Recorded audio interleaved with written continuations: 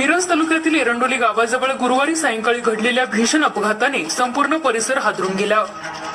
भरधाव वेगाने धावणाऱ्या एका आयशर टेम्पोने 2 दुचाकींना उडवत अक्षरशः मृत्यूचे तांडव घडविल्याने 2 जणांचा जागीच मृत्यू झाला तर 1 जण गंभीर जखमी झाला। अपघातानंतर संतप्त ग्रामस्थांनी चालकाला पकडून आयशरच्या काचा फोडत तीव्र संताप व्यक्त केला। दरम्यान या वाहनातून काही हत्यारेही आढळून आल्याने घटनेला आणखी धक्कादायक वळण मिळाले आहे। घटना एरंडोली गावच्या हद्दीतील आंबा फाट्याजवळ घडली।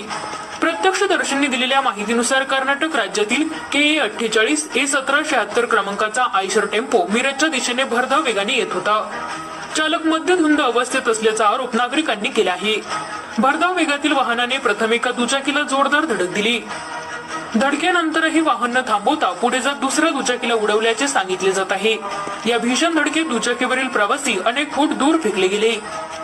अपघाताची तीव्रता इतकी भयान होती की अण्णासाहेब खाजवली मिरजकर वय वर्ष 37 राहणार लाटोडे तालुका हातकणंगले जिल्हा कोल्हापूर आणि लक्ष्मण संतू हक्के वय वर्ष 60 राहणार एरंडोली तालुका मिरज यांचा घटनास्थळी मृत्यू झाला। तर रामचंद्र सीताराम नलवडे वय वर्ष 38 राहणार एरंडोली हे गंभीर जखमी झाले असून त्यांच्यावर उपचार सुरू आहेत। अपघातानंतर चालकाने वाहन पळवून नेण्याचा प्रयत्न केल्याची माहिती समोर येत आहे। मात्र संतप्त ग्रामस्थांनी काही अंतरावर पाठलाग करून आयशर अडवला आणि चालकाला पकडले।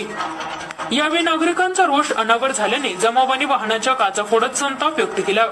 परिस्थिती तणावपूर्ण बनताच पोलिसांनी तातडीने घटनास्थळी धाव घेत परिस्थिती नियंत्रणात आणली।